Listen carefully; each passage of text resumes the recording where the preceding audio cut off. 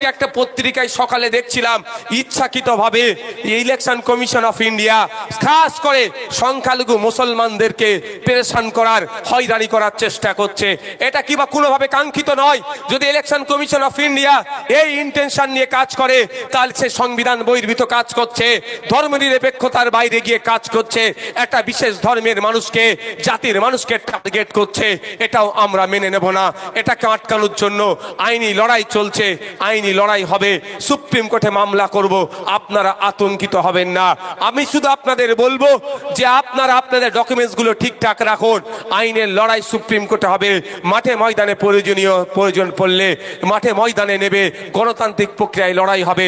তবে মাঠে ময়দানে নেবে যে লড়াই আমরা দেবো সেটা অবশ্যই শান্তিপূর্ণ প্রক্রিয়াতে হবে। অন্যথায় আপনার আমার নামে ভুল তথ্য স্ট্যাম্প দেখে দিতে পারে। তাই কারো ফাঁদে পড়ে কোনো আন্দোলন করতে গেলে হিংসার রূপ আমরা নেব না, শান্তিপূর্ণ আন্দোলন করব। এর জবাব আমরা প্রয়োজনে ইসিআইয়ের কাছ থেকে নেব। আমি অবাক হয়ে যাচ্ছি।